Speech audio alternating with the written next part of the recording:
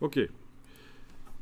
Bon, on va mettre au point rapidement l'aspect du texte ici. Donc il faut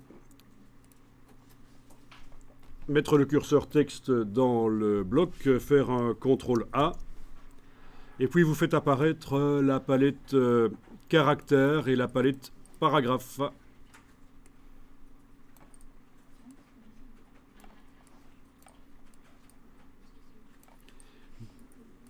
Menu texte caractère, menu texte paragraphe. Donc des palettes qui vont me servir à formater le texte. Et on va aller assez loin au niveau professionnalisme de la typographie ici.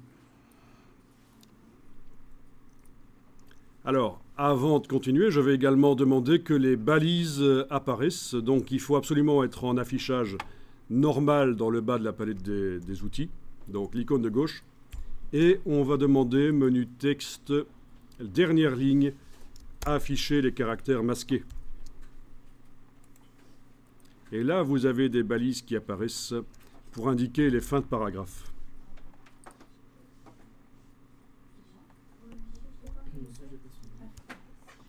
Alors, pour me faciliter la lecture, il faut marquer la différence entre les paragraphes.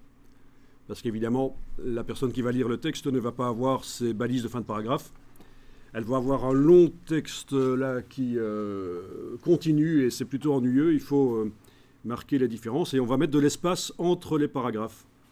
Et pour mettre de l'espace entre les paragraphes, on ne crée pas des paragraphes vides. On va utiliser la palette paragraphe et la fonction ici, espace après. On a aussi une fonction espace avant, mais on l'utilise assez peu souvent celle-là.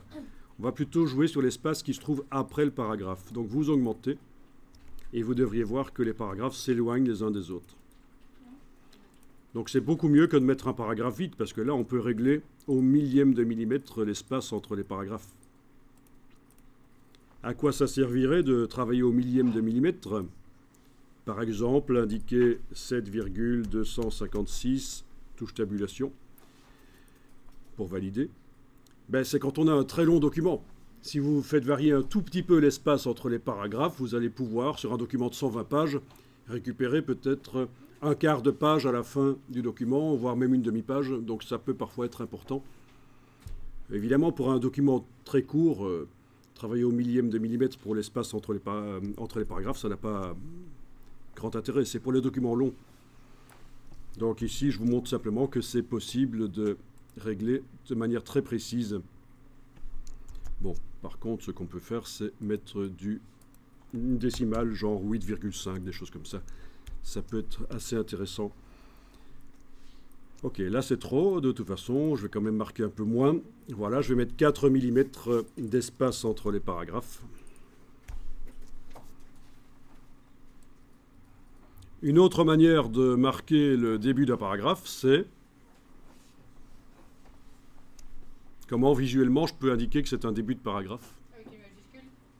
Une majuscule, oui, ça pourrait... ça commence par une majuscule, mais tu veux dire certainement une lettrine. Une petite lettrine. Une majuscule plus grande que les majuscules qui sont là déjà.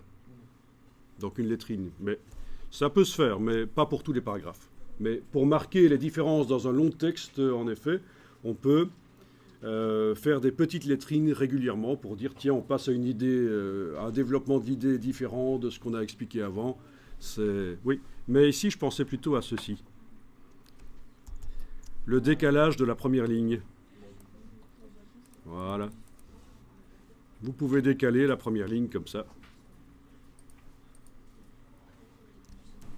Est-ce qu'on peut faire un alinéa négatif? Essayez. C'est-à-dire faire sortir la... non, ça ne marche pas. Les retraits ne peuvent pas dépasser le bloc de texte. Comment est-ce qu'on peut faire alors pour avoir la ligne qui déborde par la gauche au lieu de... Alors, regardez ça. Ça, c'est quoi? C'est la marge de tout le paragraphe. Si je la mets à 4, je peux faire un alinéa négatif. Oui, ça peut se faire.